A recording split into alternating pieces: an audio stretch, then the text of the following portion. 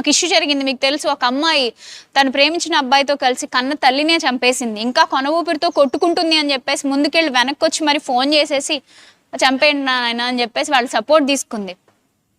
మీకు తెలుసు. పిల్లలు అక్రమ సంబంధానికి అడ్డొస్తున్నారని కడుపును పుట్టిన 3 పిల్లలను అండి, అసలు ఎంత ముద్దుగా ఉన్నారు. అలాంటి వాళ్ళని అసలు ఎలా ఎలా ఎలా చేస్తారు?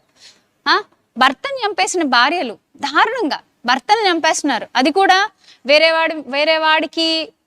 వేరేవాడు ప్రేమిస్తున్నాడని వాడికేదో వాడు ఉడికిపోవాలట. వాడు వీళ్ళిద్దరిని చూసి ఈ అమ్మాయి వేరేవాడిని పెళ్లి చేసేసుకుందని ఉడికిపోవాలట. అందుకని అమాయకుడైన ఒక వ్యక్తిని చేసుకుని వాడిని చంపేసి, ఎంత దారుణమైన పరిస్థితులు, ఎంత భయంకరం. దుష్టుడు ప్రబలుతున్నాడు ప్రియులారా, దుష్టుడు ప్రబలుతున్నాడు. కీడు వ్యాపిస్తుందండి, కీడు వ్యాపిస్తుంది. ఒకప్పుడు భక్తుడు అంటాడు, మరణము కిటికీలెక్కుచున్నది. మరణం కిటికీలెక్కొస్తుందంటే ఒకనాటి సిచ్యువేషన్. రెడ్ అలర్ట్ ప్రకటించారు వాళ్ళు అక్కడ.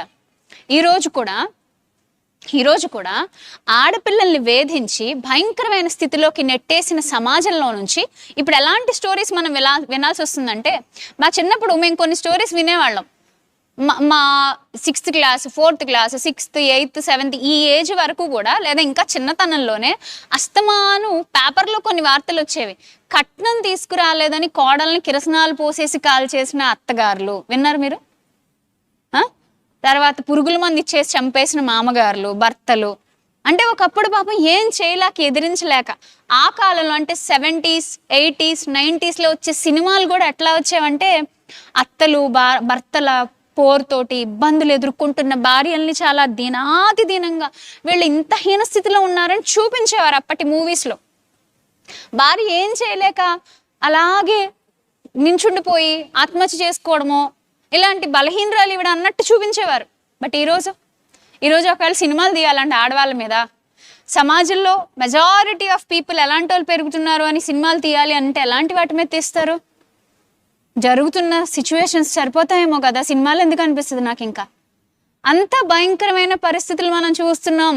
లోకమందు ప్రేమ చల్లారుతుంది, అక్రమం విస్తరించుట వలన ప్రేమ చల్లారిపోతుంది.